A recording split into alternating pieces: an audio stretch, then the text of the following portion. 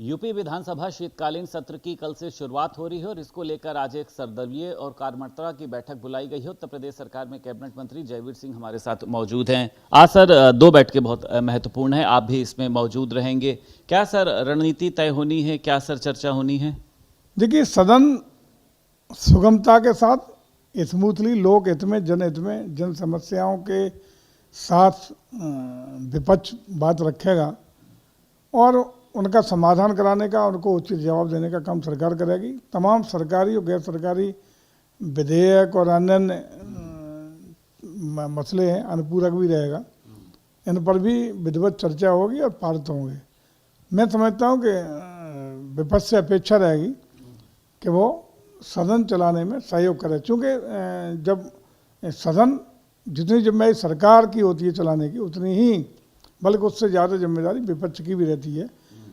ताकि जब सुगमता से चलेगा, स्मूथली सदन चलेगा, तो उससे जन समस्याओं का समाधान होगा, चर्चा होगी, निकल के मुद्दे आएंगे, उन मुद्दों पर बहस होगी और बहस के द्वारा प्रदेश हित में, लोक हित में, जनहित में तमाम निर्णय लेने का काम होता है। विपक्ष कई मुद्दों पर आप लोगों को घेरने की रणनीति बना रहा है। सबसे पहला तो ये SIR का मुद्दा जो है, कह रहे हैं कि वो मुख्यमंत्री योगी आदित्यनाथ ने खुद जो है 4 करोड़ वोटर की बात को कबूला है।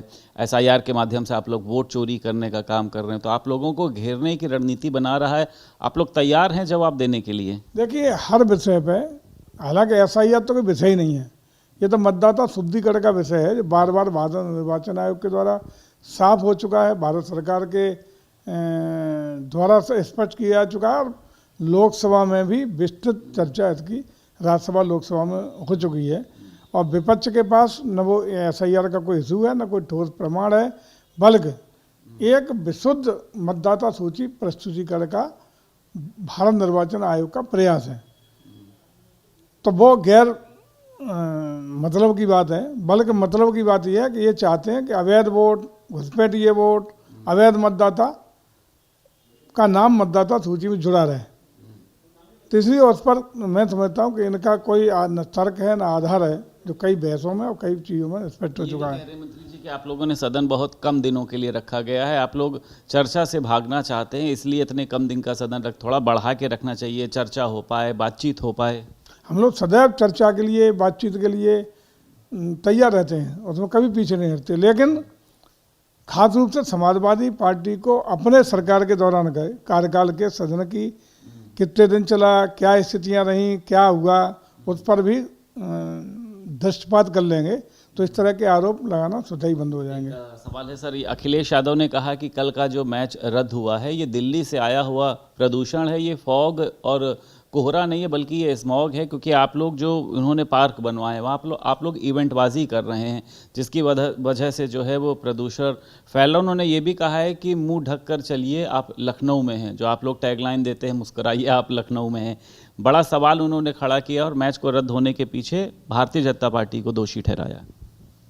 यह सही है कि प्रदूषण पूरे देश की समस्या है, बल्कि पूरे विश्व स्तरीय समस्या है।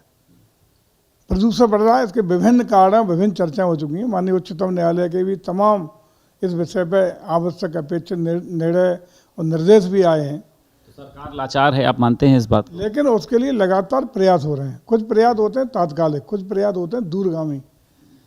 तात्कालिक और दूरगामी परिणामों को चिन्हित करके उनके अनुरूप विधिवत योजनाबद्ध तरीके से प्रयास भारत सरकार के स्तर पर भी और सभी राज्य भी प्रयास कर रहे हैं। चाहे वो किस तरह प्रदूषण होगा, प्रदूषण का एक कारण नहीं है, तमाम दर्जनों कारण हैं जिसकी वजह से प्रदूषण बढ़ा है।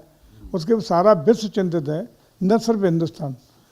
लेकिन ये जो अखिलेश जी लखनऊ की बात कर रहे हैं, लखनऊ में क्या अखिलेश जी के या विभिन्न पार्क, विभिन्न ऐसे स्थान जो प्रकृति से आच्छादित हैं, कोई कटान कराने का काम कर दिया सरकार ने, कहीं डिस्टर्ब करने का काम कर दिया सरकार ने। बल्कि प्रतिवर्ष आदरणीय मोदी और योगी जी के मार्गदर्शन में, और विशेष रूप से उत्तर प्रदेश में आदरणीय योगी जी के नेतृत्व में, जो वनों का आच्छादन है, लाखों नहीं करोड़ों की संख्या में प्रतिवर्ष वृक्षारोपण करके इन्हीं सब चीज़ों के लिए दूरगामी व्यवस्था करने की योजना के तहत किया जाता है। इतने कभी नहीं हुआ। रिकॉर्ड हिंदुस्तान में सबसे ज़्यादा वृक्षारोपण का कार्यक्रम बृहद रूप से अगर कहीं चल रहा है तो उत्तर प्रदेश है। विभिन्न तरीके से प्राकृतिक स्थानों को डेवलप करने का, इको टूरिज्म के माध्यम से, अन्य अन्य तरीके से उनको संरक्षित करने का, विकसित करने का काम योजनाबद्ध तरीके से कहीं प्लानिंग करके चल रहा है तो उत्तर प्रदेश में। तो ये सब उसी प्रदूषण से मुक्ति के लिए ही सतत प्रयास उत्तर प्रदेश सरकार विभिन्न तरीके से कर रही है। और मैं समझता हूँ कि कोहरा कोई नया नहीं है, और कोहरा एक और अखिलेश जी भी जाना चाहिए, प्रदूषण और कोहरे में अंतर समझ लें। कोहरा यदि नहीं होगा तो फसलें नहीं हो सकती। ये फसलों की जो पैदावार होती है कि जब कोहरा के घने कोहरे में आलू की फसल हो, गेहूं की फसल हो, इनको बल मिलता है, पैदावार बढ़ती है, फसल अच्छी होती है, तो उसमें कोहरा और ठंड एक बड़ा कार्ड होती है। कोहरे में तो वही चीज़ अंतर कह रहे हैं। तो ये धुआं नहीं है, ये उत्तर प्रदेश का कोहरा है जो उत्तर प्रदेश को कृषि क्षेत्र में बेहतरीन ईल्ड देने का काम, बेहतरीन पैदावार देने का काम उत्तर प्रदेश में हो रहा है।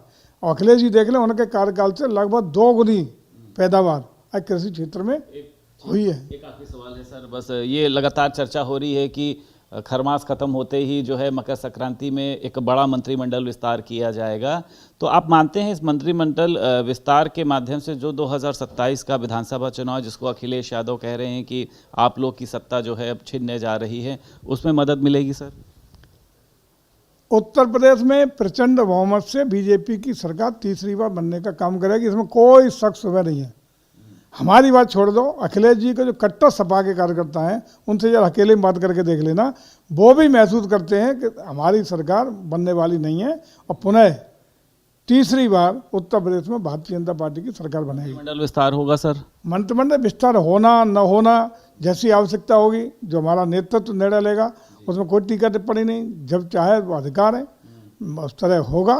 लेकिन होगा वही जो प्रदेश के हित में होगा, प्रदेश के विकास के लिए होगा, प्रदेश की भलाई के लिए होगा और पार्टी के भलाई के लिए होगा। वो जो अपेक्षित होगा सब कुछ होगा। बहुत शुक्रिया बात करने के लिए। उत्तर प्रदेश सरकार में कैबिनेट मंत्री जयवीर सिंह हमारे साथ मौजूद थे। लखनऊ से वीडियो जर्नलिस्ट पंकज निगम के साथ संदीप खेर, भारत समाचार।